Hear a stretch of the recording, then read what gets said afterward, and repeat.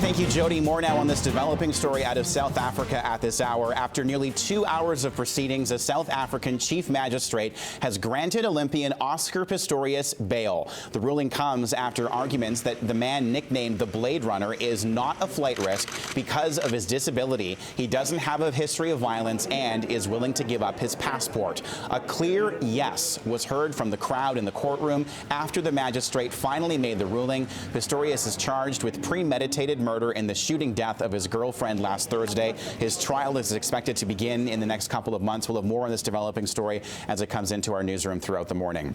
In local news this morning, it's insult to injury for supporters of the Kitsilano Coast Guard base. The feds are opening a new facility in the Maritimes. Just 2 days after the base was closed, a brand new station has been announced for Newfoundland. The cost of the facility, more than $6.5 million. The annual cost of operating the Kits location, $700,000. All I can say is we're not going to give up. I mean, ultimately it's their decision. They're going to be accountable for that decision. But we're not going to give up. We're going to keep up the fight to try and make sure that this Coast Guard station stays open. You know, Canada has 3 coasts, not 1.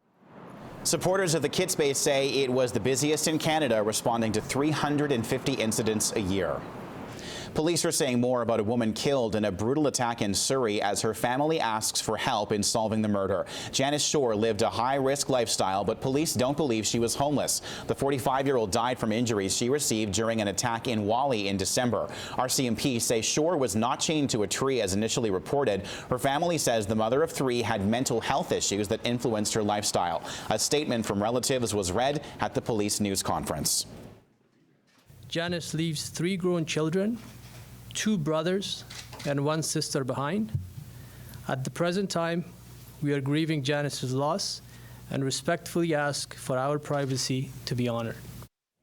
Meantime, police are saying very little about the motive or cause of death of Amal Shan. The 29-year-old's body was found in a parked car on Wednesday night near Highland Elementary School in Surrey. The vehicle had been parked there for 4 days. It's believed he had a criminal record, but police have not linked the murder to drugs or gangs.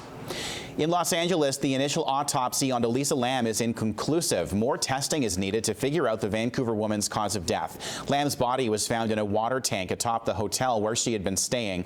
Meantime, here at home, her family's North Burnaby restaurant has been temporarily closed. A makeshift memorial has been created in the 21-year-old's honor.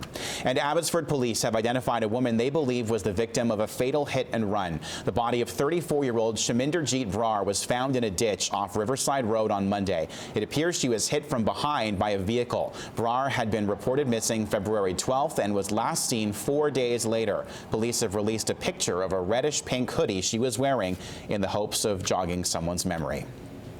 Crucial structural repairs have been completed on the 1-lane Bailey Bridge that links New Westminster and Coquitlam, and it's expected to once again open later today. But one city says it is willing to foot the entire bill to build a brand new bridge. The bridge is located in New Westminster, but the city of Coquitlam says it's willing to pony up $2 million to build a new 2-lane span. Coquitlam's mayor says the bridge is crucial for the movement of goods, and to continue to only have a 1-lane bridge is unreasonable and unrealistic. The mayor is hoping it'll accommodate pedestrians and be built as soon as this summer.